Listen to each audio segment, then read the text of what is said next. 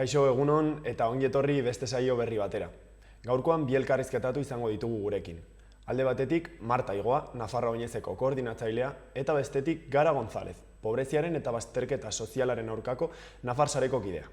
Besterik gabe, pasa gaitezen gaurko edukiekin. Ikus ditzagun orain gaurko efemerideak. Gaurko egun berean, baina 1804 Napoleon Bonaparte frantsesen enperadore koronatu zuten. 1917ko apirilaren 6an, Ameriketako Estatu Batuek gerra deklaratu zioten Alemaniari. Bestalde, apirilaren 6an ere, baina 1982an Bosnia-Herzegovinako gerra zibila hasi zen. Azkenik, 1984ko apirilaren 6an, misil batek Ruandako eta Burundiko presidenteak zioazen hegazkina eraitsi zuen. Hurrengo 2 hilabeteetan, militarrek eta miliziek 800.000 Tutsi eta oposizioko Hutu erail zituzten. Ikus ditzagun gaurko lerroburuak.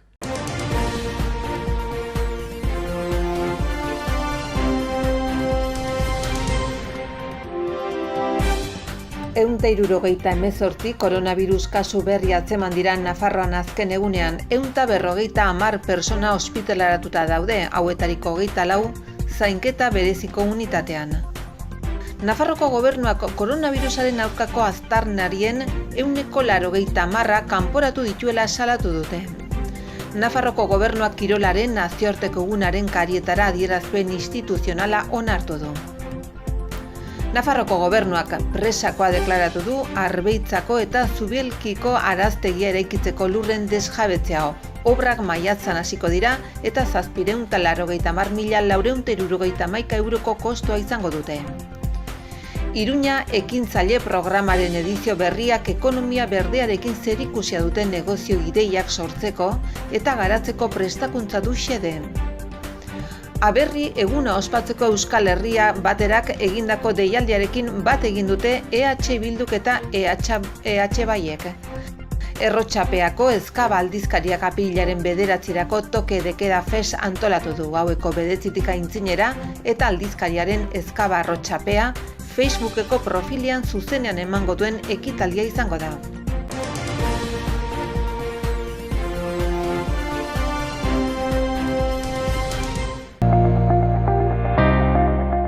Pasa gaitezen orain gaurko egunkarietako azalen berri ematera. Diario de Noticiasen arabera, bulego itxiturak Nafarroako 157 herri uzten ditu banku sukurtsalik gabe. Azken 12 urteotan, 267 ordezkaritza itxi dira, 127,1 2008an martxan zeudenetik. Bestalde, COVID kontingentearen 1200 kontratu hil honetan amaituko dira.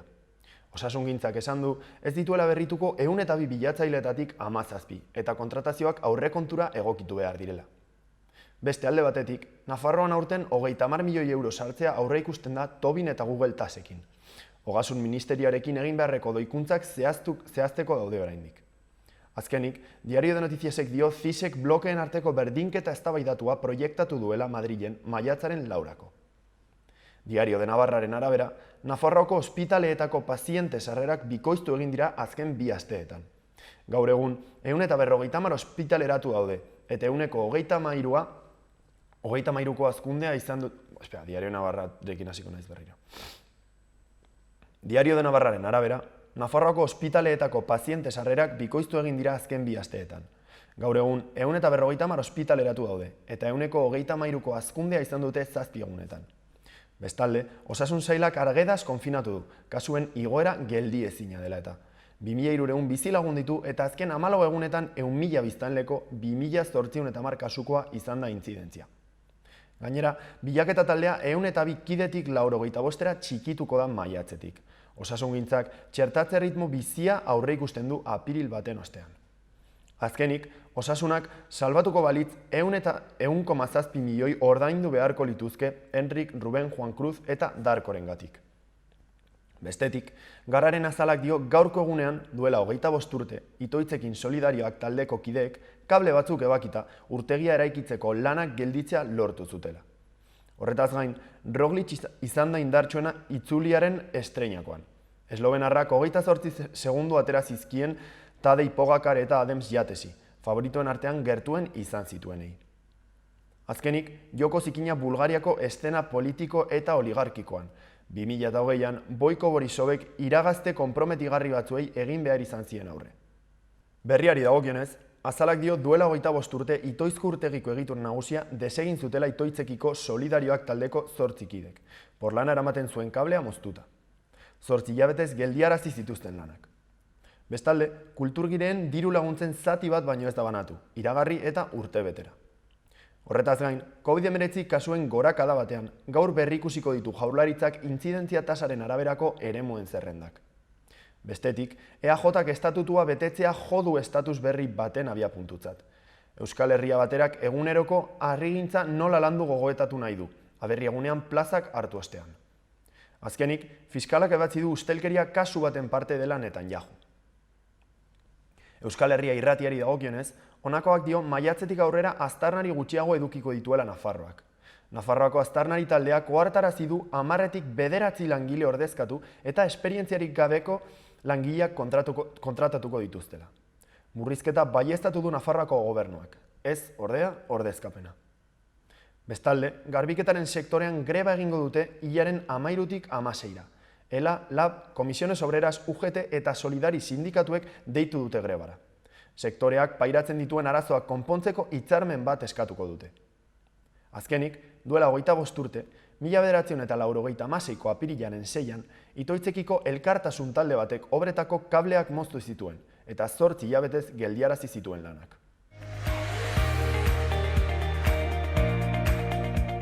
Ikus dezagun orain gaurko eta biharko eguraldia. Gaur, temperaturak behera egingo du eta prezipitazioa ere espero dugu. Goizean fronte hotz bat iritsiko da, zerua hodeiekin estaliko da eta euria egingo du, batez ere ipar partean. Arratsaldeak aurrera egin ahala ordea, atertzera egingo du. Aipatzekoa izango da temperatura maksimoen jaitsiera, orokorrean 12-13 gradu azpitik geratuko baitira. Temperatura minimoak gauean neurtuko dira, eta baliteke azken orduetan zenbait txokotan izotza botatzea. Haizeak iparraldetik joko du eta tarteka traba egingo du. Elurkota 1500 metro azpitik ibiliko da. Nafarroa hegoaldean egunak ateri eutxiko dio eta ostarteak izango dira. Asteazkenean berriz, giro eguzkitsua bueltan izango dugu. Goizaldean oraindik hodei dezente izango dira zenbait lekutan eta ez da baztertzen han-hemenka euri pitin bat egitea. Goizean goiz, ekialdean dagoeneko zerua oskarbi egongo da eta mendebaldean berriz, hodeiak goiz erdialdera arte iraun dezakete. Eguerdirako leku guztietan zerua garbi agertuko da. Egun sentia hotza izango da eta izotza botako du barnealdean, baina maksimoek gora egingo dute eta 15 gradutara iritsiko dira ia edonon. Ipar-ekialdeko haizea ibiliko da ere.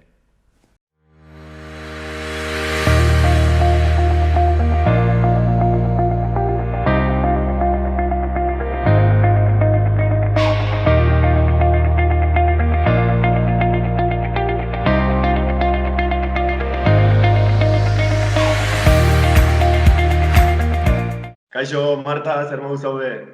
Kaixo, eguna, ongi, eta zu, Pablo? Oso ondo, mila esker galdetzeagatik. Mila esker zure denbora eskaini eta elkarrizketa hau ere eskaintzeagatik, Marta. Bai, eskerrik asko zuei, Xaloa Telebistakoei, jarraipen estu egiten diguzuelako. Eta hori zinez eskertzen dugu.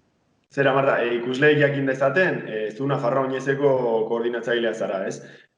Ikusle gehienok, suposatzen dut, jakingo dutela Nafarroa Oinez zer den, baina gaurkoan hasteko ez dizut Nafarroa Oinezi buruz espezifikoki galdetu nahi, baizik eta Nafarroa Oinezen baitan egiten den beste ekimen bati buruz. Alegia, Oinez basoari buruz. Azali ezaiguzu, Marta, zertan datzan Oinez basoa ekimenak? Ados, begira, Oinez basoa da 2008an sortzen den proiektu bat. Orduan, 2008an jaso ikastolari zegokion Oinezen antolatzea, eta urtero Oineza antolatzen duen ikastola horrek nolabait ere garatzen du edo prestatzen du urteari begirako jarduera programa bat. Eta, esaten dizudan bezala, 2008an jaso ikastolan horretan ari zirelarik, jasangarritasunaren gaia mahai gaineratu zen, ez? Pixka bat hor, ikastolek berez izaten dute kezka hori eta konpromiso hori ingurumenarekin, eta urte hartan nolabait ere Oinezen bitartez hori jorratzeko aukera aztertu zen. Eta, bueno, hor ikusi zen, oinez urteak eta oinez eguna antolatzeak baduela inpaktu ekologiko bat, ez? Ze azkenean, bai antolaketarako, bai eguna ospatzera hurbiltzen garelarik eta, hor isurketa, CO2 isurketa dexente egoten da, eta pixka bat ideia zen, nolabait ere hori konpentsatzea. Eta orduan horren baitan, sortu zen ideia, eta ideia izan zen, hain zuzen ere, baso bat sortzea, nolabait ere oinezen bitartez sortzen diren isurketa horiek konpentsatzeko. Hori izan zen pixka bat hasierako edo jatorriko ideia. Eta, hortikan abiatuta, lanean hasi ginen, 2008an ezin izan zuten gauzatu, zegia esan, halako proiektuek bere denbora behar dute, ikertu behar duzu, nola egin, gauzatu, pentsatzen duzunetik, ez, gauzatzen duzunera arte, tarte bat izaten da. Eta, 2008an ezin izan zuten jaso ikastolan gauzatu, eta 2009an Andramari ikastolan, Etxarriko Andramari ikastolak jaso zuen proposamena, eta horra hasi ginen. Eta orduz geroztik, 9 baso sortu ditugu, aurten 10. Hori da pixka bat, orokorrean hori da ideia. Eta ze parte hartzen du ikastola bakoitzeko ikasleek, jende guztiak bertakoek edo nola funtzionatzen duzu? Nola egiten da leku bakoitzean oinez basoa ekimena? Bai, gauza guztiek bezala eta ekimen guztiek bezala bere garapena izan du, ez? Baina, normalean, orain arte behintzat hola egin dugu, proiektu honek duen alde oso baikorra da, nolabait ere egokitu egiten dela bere ingurunera, ez? Ez da gauza finko bat nolabait ere estatikoa dena, eta ez, oso malgua da, eta orduan ikastola bakoitzak duen ingurunearen baitan, moldatzen da modu batera edo bestera. Orduan guk hor egiten duguna da, tokiko udalarekin elkarlanean sortzen dugu urteko proiektua, nolabait esaterren. Eta gero hor izaten dugu babesleen eta norbanakaokaen laguntza. Hor nahi duenak bere ekarpena egin dezake. Eta, hasierako urteetan, 2009 urtean adibidez, Arbizun sortu genuen lehendabiziko basoa, Arbizuko udalarekin elkarlanean, eta baso hori 2 ikastolen artean garatu zuten. Andramarik berak 2009an eta Padre Ziganda ikastolak 2010 urtean. Beraiek antolatu zutelako orduko oineza. 2011an bigarren basoa sortu genuen Tafallan, bertako udaletxearekin elkarlanean, eta 2 ikastolek hartu zuten parte horre. Batetik Tafallako ikastolak berak, eta 2012an San Fermin ikastolak. Eta 2013tik aurrera ikastola bakoitzak bere proiektu propioa, bere baso propioa jorratu du, eta hor ekimen ezberdinak egin dira. Kasu guztietan, udala, bertako tokiko udala, izan dugu eskutik. Eta izan da nolabait ere ikastolak egin du proposamena, proposamen ezberdinak izan dira, ez dira bakarrik landaketak izan, eta gero, esaten dizudana, inguruko mankomunitateek, enpresek, norbanakoek, eta egin dute bere ekarpena. Eta gero, Tafallako kasuan, badugu proiektu bat Nafarroako Unibertsitate Publikoarekin, monitorizatuta dugu basoa, eta hor zuzenki ikasleek parte hartu dute, laginak hartzeko garaian, eta esaten dizuan bezala, baso bakoitzak badu bere ibilbidea, badu bere zitasuna, nolabait esatearren, eta horren baitan lantzen da. Zero, Marta, pasaren urtean, zoritxarrez, etzen Nafarra oinezik egin, urte honetarako geratu da, ez da? COVID-aren ondorioz, oinez basoa ekimena ere bertan bera geratu zen, edo pasaren urtean horrekin ere jarraitu zen duten? Ezin izan genuen. Pandemiaren eraginez, asmoa bagenuen, hau da, aurten gauzatuko dugu nolabait ere joan den urtean jorratu genuen asmo hori. Eta egia da, nolabait ere pandemiak eman digula nolabait ere erritmoa edo aldatzeko aukera, ez? Ze normalean, urtean zehar lantzen genuen proiektua eta landaketa egiten zen urrengo neguan, ez? Hau da, Nafarro oinez, 2008ko Nafarro oinez, urrian ospatu izan balitz, ze egokion bezala, guk landaketa egingo genuen 2021ko neguan. Beti joan gara atzerapenaz, kakotxen artean, ez? Bueno, pues oraingoan aukera hori eman digu, orduan aurten landaketa egingo dugu oinez urtean, eta hemendik aurrera suposatzen da horrela izango dela. Ondo etorri zaizu denboraz hori ajuste bat egiteko. Bai, hori da. Izan du bere alde positiboa edo dena delakoa, bai. Gutxienez. Eta, Marta, zer kontatu aldi guzu aurtengo oinez basoari buruz? Begira, lehen aipatzen izunaren hildotik, hau da, proiektu bat nolabait ere bere ingurunera egokitzen dena, ez? Eta orduan, urtengoan hala izan da, aurrekotan bezala. Orduan, hor batetik kontuan hartu behar dugu Lizarra ikastola ez dela bakarrik Lizarrako ikastola, baizik eta eskualdeko ikastola dela, ez? Eta hor, herri askotako umeak hurbiltzen direla ikastolara, familiak, eta orduan, Lizarra ikastolako kolektiboa oso zabala dela, ez? Eta orduan, Nafarroa oinezi lotuta hori izan da hasieratik ezarri zen irizpideetako bat, ez? Hau da, Nafarro oineza eskualdeko oineza izan behar zuela, eta ez Lizarran nolabait ere zentratuta egon soilik, ez? Eta oinez basoaren arira ere, irizpide horri jarraiki, 3 tokitan gauzatuko da. Orduan, batetik egingo dugu Barindanon, beste batetik Antzinen, eta 3. esku hartze bat Lizarran bertan. Orduan, hor aurten beste urrats bat eman dugu, nolabait esatearren, eta hor Lizarraldean Natura 2000 sarean nolabait ere kontserbazio bereziko eremu bat. Ez dakit hori ezagutzen duzuen, Natura 2000 sarea da duela urte batzuk, hor Europako herrialdeek nolabait ere egin behar izan zuten halako inventario bat, ez? Zona bereziak edo ziren eremu horiek izendatu behar zituzten. Hortik sortu zen halako sare bat, sare ekologiko bat da. Eta sare horren baitan badira ZEC deitzen dituztenak, da, zona de especial conservación, kontserbazio bereziko eremuak. Eta orduan, Lizarraldean esaten dizuan bezala, bada Urederra inguruan zona berezi bat. Eta orduan hori hartu dugu nolabait ere oinarri, eta hor Nafar gobernuak badu ZEC bakoitzak izaten du bere gestio plana. Eta orduan guk hartu dugu oinarri gestio plan hori. Eta horri lotuta nolabait ere gure aurtengo esku hartzea. Eta orduan guk aurten egingo duguna da nolabait ere bertako landaretza jorratu.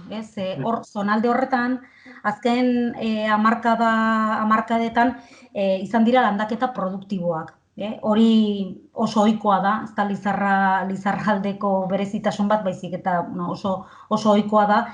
Eta orduan, landaketa produktibo horiek zer ekarri dute, nolabait ere bertako landaretzari oso eremu txikia utzi diote, eta biodibertsitatea nolabait ere pobretu eginda, ez?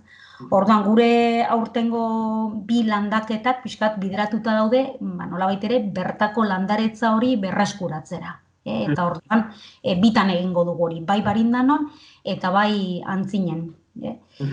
Eta gero, Lizarrari dagokionez, ez dakit ezagutzen duzun, baina hor badute Los Llanos parkea, eta hori da nolabait, hori da Lizarrako birika berdea nolabait esatearren, eta da, Lizarrako jendearentzat da oso leku berezia, oso toki ederra da. Eta parke izugarri bat da, hiriaren erdigunean dagoena, ikastolaren justu atzekaldean, eta hor jarriko ditugu kutxa abiak saguzarrentzat. Izango da 3. nolabait ere esku hartzea. Eta proiektu honek, ekimen honek, harrera ona izan du jendearen partetik, sentitzen duzue jendeak babestu egiten duela, gustoko duela, kontzientziatuta dagoela honekin? Bai. Begira, lehendabiziko adierazlea nire uste udalak dira, ez? Azken finean, eurengana jotzen duzunean halako proposamen batekin, inoiz ez zaigu gertatu batek ere uko egitea. Beti baiezkoa eman digute, ez? Orduan, bueno, hori oso nik uste dut nahiko esanguratsua dela, ez? Bueno, azken finean, nire ustez ikastolak egiten duen ekarpen politia da. Ze azkenean, nolabait ere berreskuratzen duzu eremu bat, ekarpen hori tokian geratzen da, titulartasuna herriarena da, ez da ikastolarena, eta azken finean guk elkartasunari buruz asko dakigu, solidariari buruz asko dakigu, eta nolabait ere ikastolok badugu aukera nolabait ere itzultzeko, ez? Pixka bat jasotzen dugun hortatik, guk ere itzultzeko. Enpresei dagokienez ere, normalean asko gustatzen zaie ekimena, eta norbanakoen artean ere harrera oso ona da. Eta hor, kopurutan irakurriz gero, urte hauetan 50.000 landaretik edo zuhaitzetik gora landatu dira, ez? Ekimen honen baitan, orduan, guri iruditzen zaigu ekarpen politia dela, ekimen ederra dela, eta bueno, honekin gainera bilatzen duguna badugu beste helburu bat, ez? Alderdi ekologiko hori edo ingurunearen zaintza bai, baina guk hau baliatu nahi izaten dugu ere nolabait ere pedagogia egiteko, ez? Pedagogia bai, ez geletan, ez ikasgelan barkarrik, baizik eta kanpora begira, ez? Eta honek aukera ematen digu. Nolabait ere kontzientziazio lan horretan eta indarra egiteko. Eta nola doakizue kontzientziazio lan hori? Guk uste dugu ongi doala. Karo, hau inbertsio handia egin behar da, ez? Ez da egun batetik bestera aldatzen. Baina gu pozik gaude hor badira enpresak eta badira norbanakak, badira hor pertsona partikularrak ere urtero sartzen direnak, ez?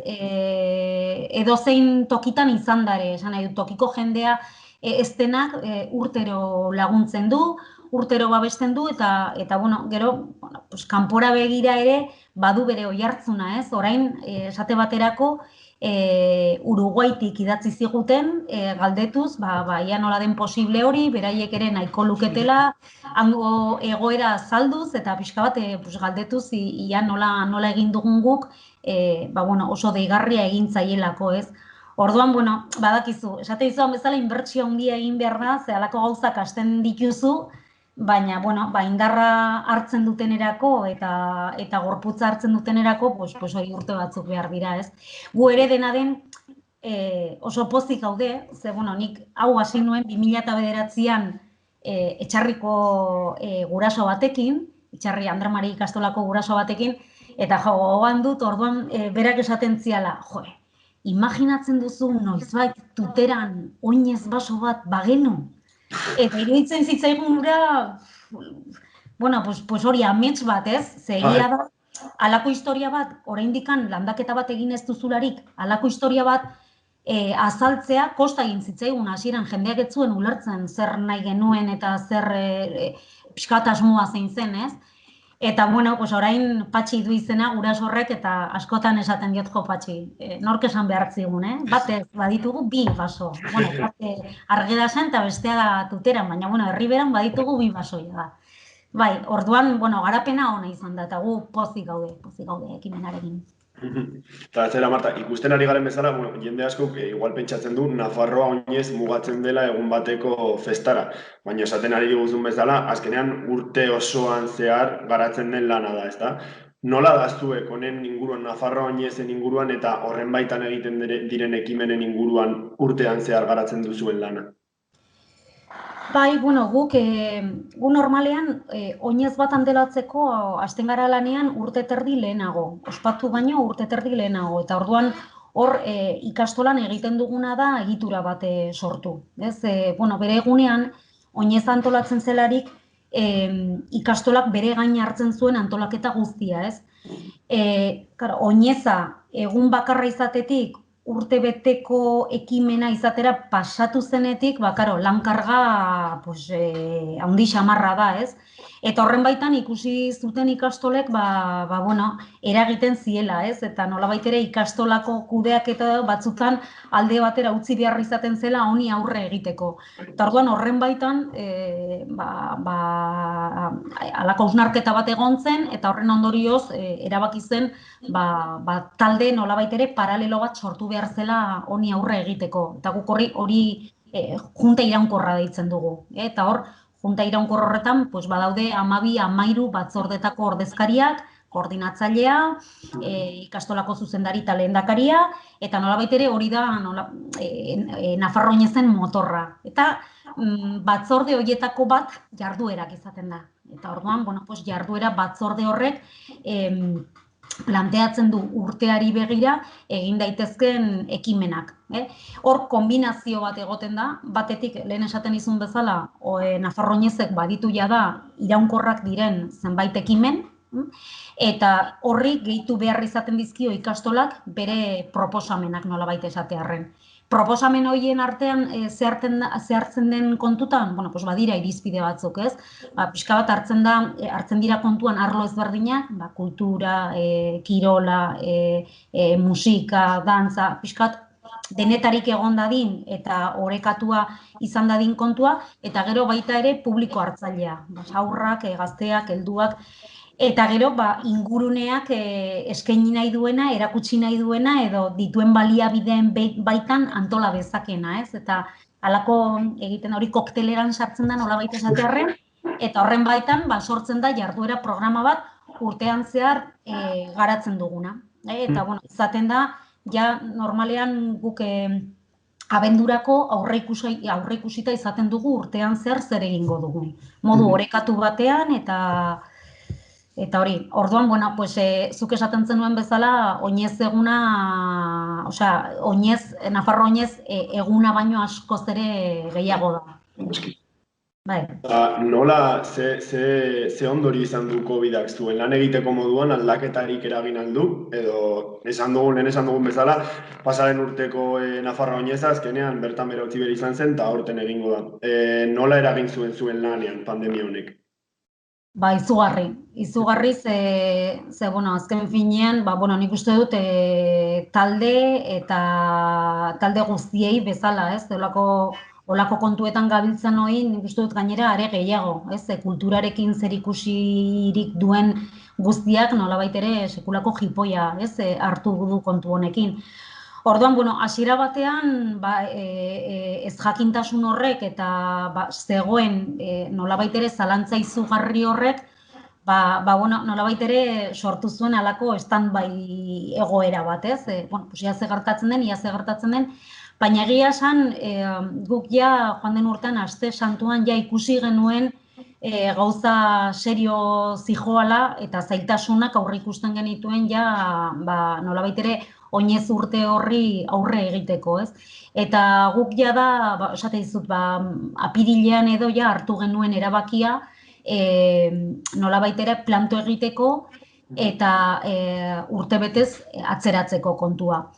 Erabaki genuen aldi berean gure esku zegoen guztia egingo genuela, hori bai, egoerak ahalbidetzen zuenaren heinean, gure esku zegoen guzti hori egingo genuela. Baina egia izan da, oso gutxi izan dugula. Ze azkenean dena mugatuta egon da, eta aukera gutxi, ez? Orduan, horri dagokionez, halako geldiune bat edo egon zen, batzorde batzuek erabat geldirik, beste batzuek izan dute, nolabait ere zerbait egiterik, baina egia esan batzorde gehienak nolabait ere geldirik egon dira. Guk ala eta guztiz ere jarraitu dugu lanean, jarraitu dugu bilerak egiten, elkartu gara, aztertu dugu, eta esaten dizudan bezala, oso modu motelean eta oso modu humilean, ez? Eta urte berriarekin batera, pixka bat apostua izan zen, geratzen zaizkigu 8-9 hilabete, eta ekingo diogu berriro ere egitasmoari eta erronka honi ilusio handiz, eta errealitateak baimentzen digunaren arabera, baina aurre egingo dugu. Eta ari gara pilota txapelketa bat antolatu dugu, eta horretan Lizarraldean martxan da. Artea oinez ere oraintxe bertan martxan dugu, Kondestablean dago ikusgai, gero Lizarrara eramango dugu, oinez basoarekin ere hasi berri gara, eta bueno, badira beste kontu batzuk hor, gauzatu nahiko genituzkenak. Eta hasieran esaten izun bezala, egunari begira ere gure asmoa da ospatzea. Badakigu ez dela ohiko egun bat izango, eta behar bada izango da Lizarraldeari edo Estelarriari edo bideratutako zerbait ikusiko dugu, baina gure asmoa da horretan aurre egitea edo saiakera egitea behintzat. Bai. Urriaren 7an ez dela intentzioa. Eta zerbait esan aldi guzu, aurkitu halko dugunari buruz, Nafarroa oinez egin albaduzu ez, zer modutan egingo da? Desberdina izan beharko du, bai edo bai ez, COVID-a dela eta. Zerbait pentsatu duzue, jadanik, nola egingo denaren inguruan? Begira, orain oporren bueltan geratu ginen pixka bat talde mixto bat edo sortuko dugu, hor jarduerak, segurtasuna, ibilbidea pixka bat denon artean dauden aukerak aztertzeko. Eta gero bestalde, gainerako ikastolen jaiekin ere harremanetan, badakizu horre EHIn elkartzen gara ikastolen elkartean, eta guztiontzako nolabait ere baliagarriak edo izan daitezken pixkat prozedurak zehaztu nahiko genituzke, naiz eta badakigun egoera ezberdina dela. Esate baterako, iparralden dituzten mugak ez dira hemen hegoaldean ditugunak, eta bueno, badirudi beraik zailtasun gehiago izango dutela, are gehiago udaberrian izan da. Guk nolabait ere hilabete batzuk gehiago baditugu, ez? Ditxosozko txerto hori jartzeko, edo, suposatzen da, ez garela erabat ongi egongo, hori argi dago urrian, baina suposatzen da orain baino apur bat egon gaitezkela, ez? Orduan horre ere gainerako ikastolekin batera jorratuko dugu pixka bat ze aukera dauden, eta hori. Gure kasuan, aurre ikusten dugu momentu honetan formato txikian izango dela, ziurrenik ez dugu izango ibilbide bat Lizarratik kanpo, baizik eta behar bada Lizarrako eremu ezberdinetan antolatuko ditugu zenbait kontu.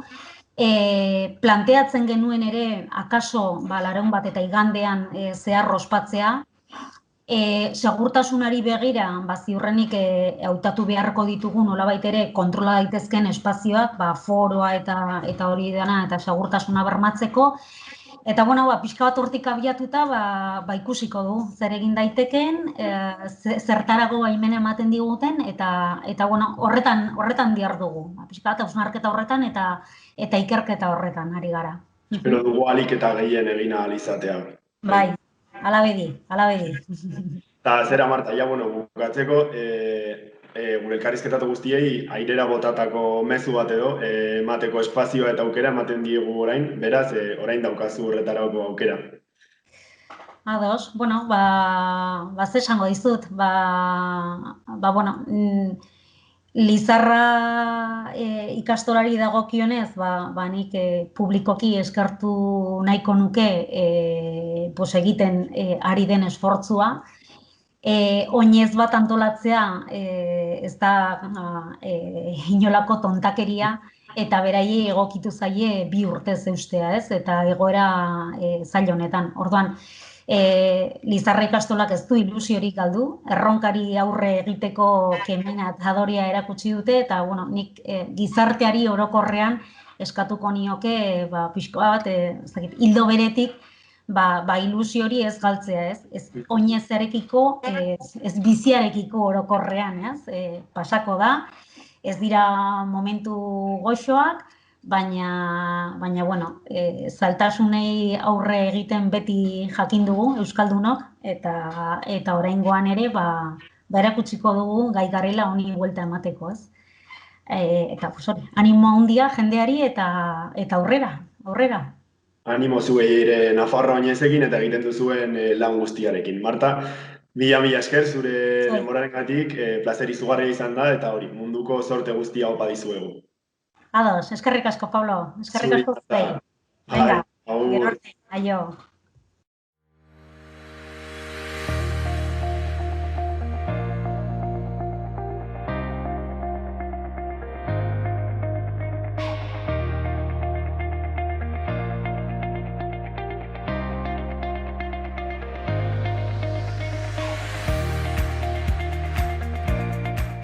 Ikusitzagun orain Iruñerriko albisteak.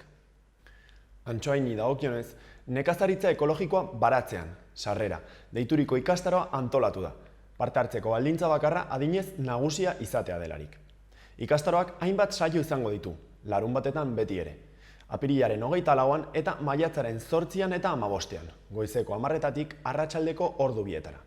Izen ematea doakoa da eta apirilaren 16a baino lehen egin behar da. Igualdad abildua ansoain.es korreora bidaliz.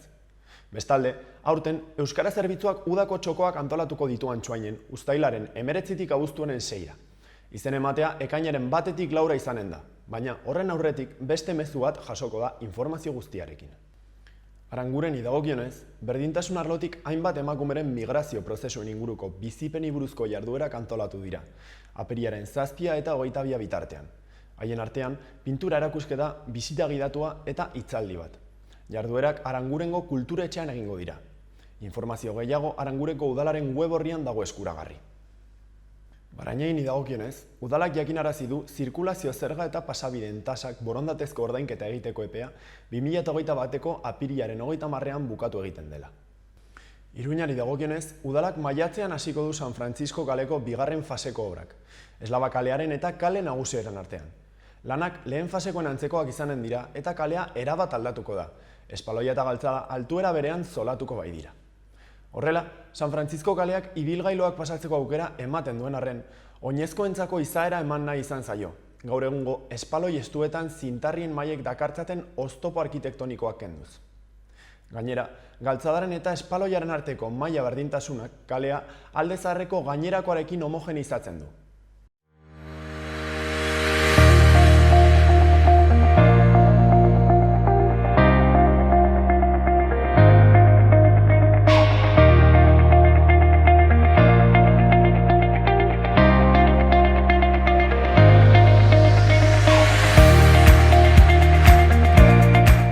Kaixo, egunon, gaurkoan Gara González, daukagu gurekin, kaixo Gara. Kaixo, egunon. Zera, pobreziaren eta gizarte bazterketaren aurkako Nafarsareko kidea, ezta? Elkarrizketa honen zergatia, zera da, zuen sareak escape room bat, online escape room bat sortu dela, inklusiorako betaurrekoak deiturikoa. Beraz, Gara, zertan datza honako escape room honek? Bai, bueno, gu pasaden urtean atera genuen klub bip bat, edo ez dena esklusiboa, ez? Eta horren inguruan sortu ditugu hainbat material, ez? Eta, bueno, betaurrekoen kanpaina sortu genuen duela 6 hilabete, uste dut, gizarteari hori erakustea, ez? Beste begirada bat dagoela eta horri aspiratu behar dugula, ez? Edo errealitatea beste forma batean begiratu behar dugula. Oraingoan escape rooma sortu dugu gazteentzat bideratua, 14 urte baino gehiagoko gazteentzat, eta bueno, ideia da pobreziaren eta bazterketaren inguruko kontzeptu ezberdinak lantzea, eta bereziki prejuizio horiek edo aurre iritsi horiek kentzea eta horien inguruan lantzea, ez? Escape rooma 6-7 ataletan banatzen da eta atal bakoitzean gai baten inguruan egiten da nolabaiteko jokua edo lana, ez? Azkenean gertatzen zaiguna pobrezia eta bazterkeriarekin kontzeptu oso handia da, ez? Eta gai asko dauzka barruan, bai pobrezia ekonomikoa, baina bai arrazakeria edo bestelako diskriminazioak, ez? Orduan, bueno, escape roomean saiatu gara tal guzti horiek lantzea eta nolabaitek jolasaren bidez eta nahiko animatua da, beraz, gonbidatzen dugu pertsona guztioi parte hartzera. Eta zera, harrera ona izan du escape roomak edo? Bueno, pasaden astean kaleratu genuen. 30an, ez da? Martxoaren 30an. Bai, ustez bai, ez egunak ez dakit. Baina hori kaleratu genuen eta bueno, egun hauetan jendea sartzen ari da eta egiten. Gure gonbidapena da bukatzean sare sozialetan nolabaiteko reseña edo zerbait eskatzea eta konpartitzea guztiokin, azkenean gure helburua da gero eta jende gehiago parte hartzea eta jende guzti hori ateratako erreflexioa edo ikasitakoa kaleratzea eta helaratzea beste. Eta ez dira gara, ikusleok jakin dezaten, pobreziaren eta gizarte bazterketaren aurkako Nafar sarearen lana zer da zuek egiten duzuena?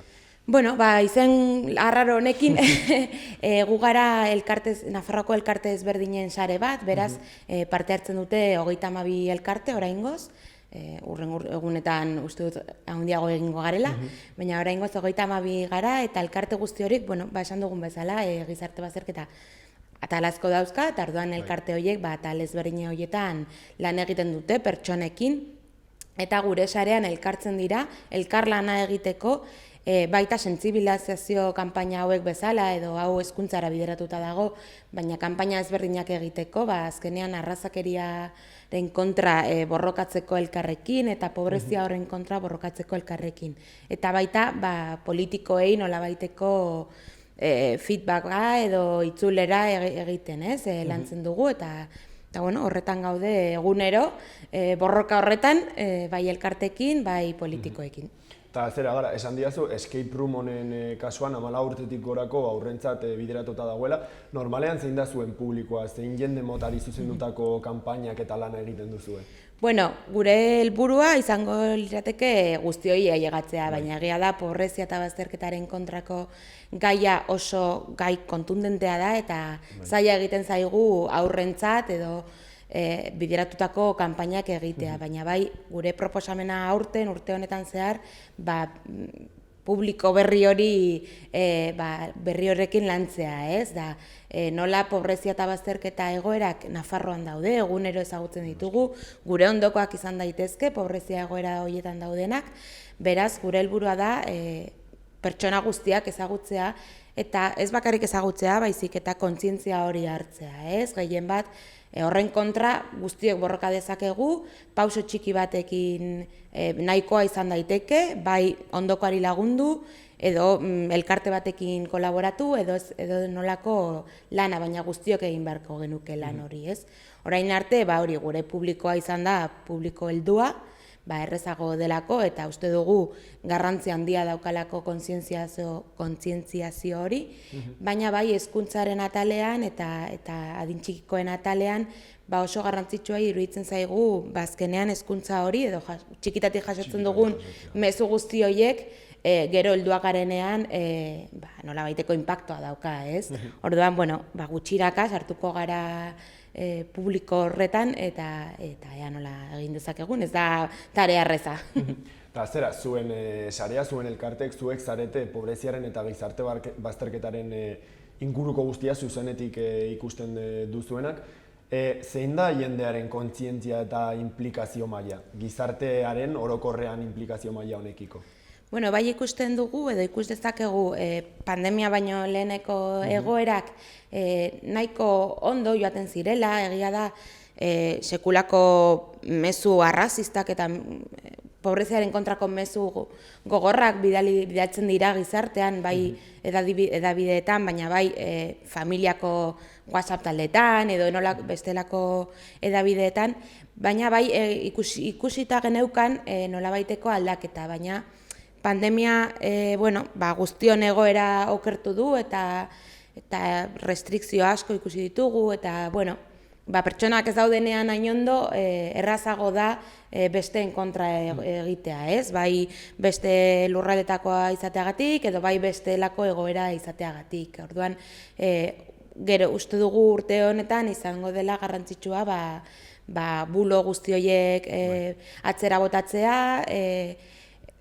ondoan lagunekin baldin bagaude eta nolabaiteko arrazakeriaren kontrako edo berdintasunaren kontrako mezuak ikusten baditugu, esatea, ez? Azkenean uste dugu mezu horiek egunerokotasunean daude eta gero eta gogorragoak izaten ari dira eta garrantzitsua da guretzat horiek lehen frenatzea, ez? Izan baldin bada lagunari esan, kontuz, edo bestelako inguruetan, ez? Orduan, lan ona daukagu eta bai jendea txipa sartzen ari da, gehien bat berdintasunaren arloan edo bestelako arloetan, baina badago oraindik lan asko egiteko. Eta zera, pobreziaren eta bazterketa sozialaren arloan, hau da, zuzenean zer bilakara izan du honek? Pobrezia, COVID-aren ondorioz barkatu, pobrezia handitu eginda, bazterketa sozialak gora egin du. Bai, ez daukagu datuak, azkenean, pasaden urtean gauzak eta elkarte guztiak zentratu ziren lana egiten, ez datuak ateratzen, estadistika institutuak ez ziren funtzionatzen, baina ez daukagu datu zehatzak, baina badakigu hori elkarteetan gero eta jende gehiago dagoela bazterketa egoeran, bai, egoera berriak sortu dira, erteekin, ekonomia gero eta kolokan dauzkaten familia gehiago daude, orduan ez da pobrezia agian larria, ez daukate ezer, baina daukatenarekin ekonomikoki adibidez ez dira iristen, ez? Alkilerrak badakigu pila bat igo direla, errealitate zehatzak daude badakigunak okerrera egin duela errealitate orokorra. Eta zer modutan laguntzen dituzu zuek pobrezian eta bazterketa sozialan dauden pertsona horiek? Zein da zuen dinamika zuen lan egiteko modua? Elkarteetan, elkarte bakoitza bai bere formula dauka, ez? Baina guretzat edo guztiontzat garrantzitsuena da ondoan egotea, ez? Pertsona zaugarritasun egoeran dauden pertsonen ondoan egotea. Eta politika, gizarteon erresponsabilitatea denez, politikan baita presioa egitea errealitate horiek ikusteko eta erantzunak emateko, ez? Orduan, elkartetan, akonpainamentoak, ondoan egotea, familiekin egotea, askotan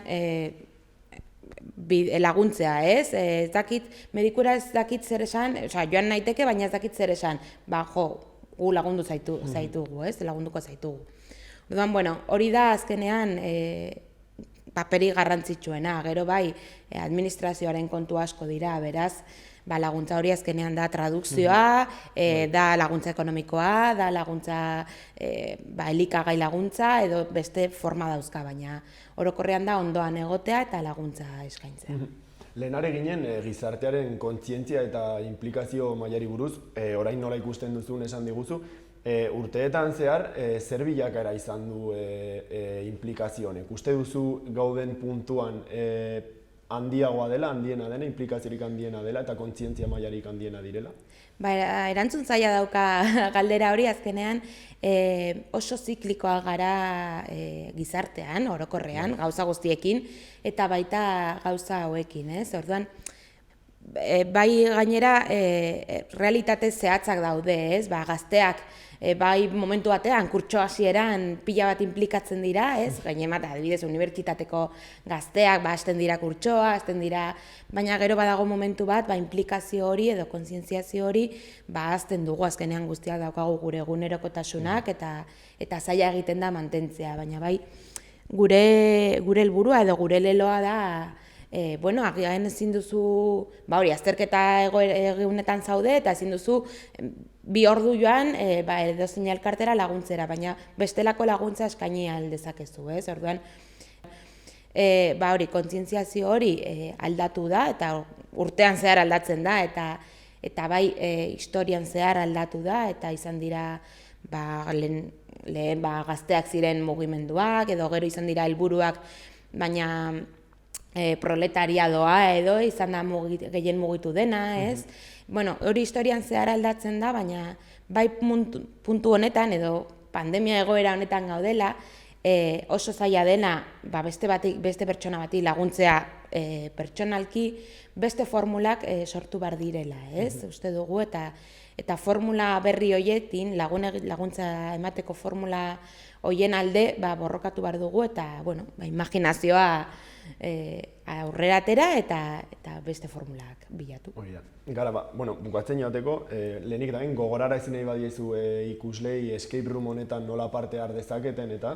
Gure sare sozialetan, gehienetan da Red Pobreza bilatu dezakezue esteka, eta bai gure webgunean dela redpobreza.org, eta hor portadan ateratzen da escape rooma. Gonbidatzen zaituztegu egitera, ordu bat edo ordu terdi dirau dezake, eta bakarrik egiteko edo lagunekin egiteko oso interesgarri izan daiteke. Eta orain bai bukatzeko gara, elkarrizketatu guztiei, elkarrizketaren azkeneko partean airera botatako mezu bat emateko aukera ematen diegu, beraz orain daukazu espazio bat aukera. Bueno, gizarte eta bazterketaren saretik animatzen zaituztegu ondokoari begiratzea, ez? Eta arrazakeriaren kontra borrokatzea, eta Nafarroako egoeran, Nafarroan badakigu egoera latzean dauden pertsonak gure ondoan egon daitezkela, beraz, hori, betaurreko horiek jartzea eta begiratzea ondokoan dauzkagun pertsona guztioi. Mila esker, Gara, plazer bat izan da eta zorte handia opa dizuegu zuen lanarekin. Mila esker, zuei esker. Mila esker.